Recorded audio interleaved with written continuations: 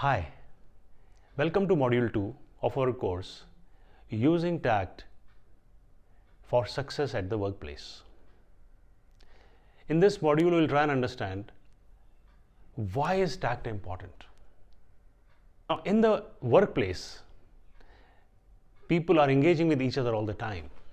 There are conflicts, there are points of view, there are disagreements, there are judgments, there are opinions, there are ego clashes.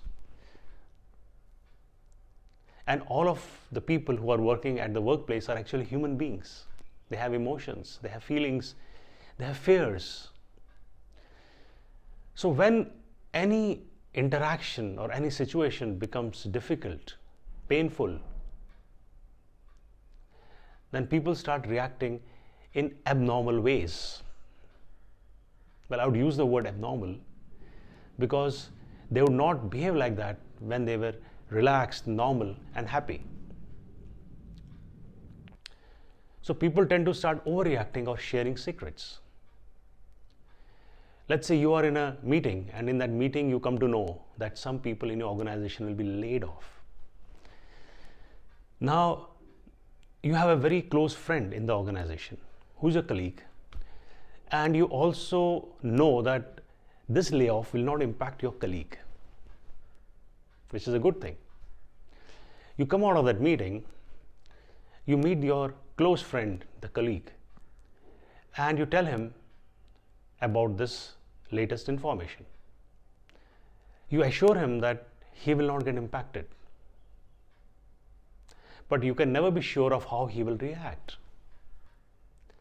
If he's feeling insecure about this news, or he doesn't believe you when you say that he will not be impacted, then he might go out and share it with more people. He might start looking out for a job. He might start getting depressed. And it will be impossible for you to control his actions. Further, he will get distracted from his job. He will start talking to people, gossiping around, and he will stop focusing on his work, which again will be harmful for the organization. Another issue with people is that they tend to become unpredictable, especially if they are in a high emotion or a stressful state. So let's say somebody is having his performance appraisal done by you, and you're sitting across the table and you give a very strong feedback to this person who actually was expecting positive feedbacks from you. Then this person might get so emotional, so distraught, that he or she will stop coming for work for a few days, or will start delivering suboptimal work.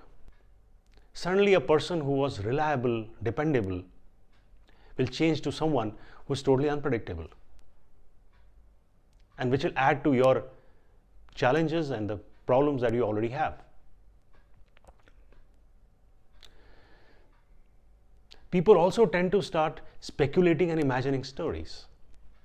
Let's say you have a colleague who's going through a financial distress, and he comes over and shares his story with you in confidentiality. For some reason, you end up sharing your colleague's story with others in the organization. Now, the others haven't heard the story from your colleague. They have heard a half-baked story, and they start speculating on that. Will this guy resign? Will he have to take help from outside? How will he do his work? Maybe he's not being efficient at his work right now. And this kind of speculation and creating of stories will impact not only the atmosphere at the workplace, but also maybe the career prospects of your colleague who very innocently shared his story with you.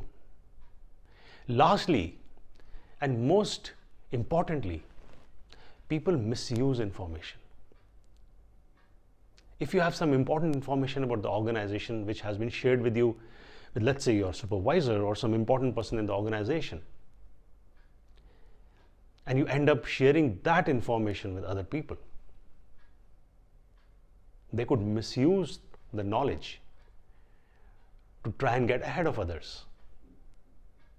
because knowledge is largely seen as power. Knowing about important decisions before they have been revealed to everyone else is a great feeling for many people, and they could start trying to misuse that information. So what is important to understand here is that people are not always mature and adult in their behavior at the workplace. They may tend to behave unpredictably, they may react, overreact, they may misuse information, they may manipulate situations, or they may just become so emotionally impacted that they are not able to work or perform. So when you're communicating, engaging, sharing information, giving difficult or bad news, putting your point across, managing a conflict, the ability to be aware and sensitive to this possibility and managing successfully through it is tact. And it's very relevant in all or most of the engagements at the workplace. In the next module, we'll try and understand why do people fail to be tactful? What goes wrong? So that they end up being straight, candid, as we may say, or not tactful in those specific situations.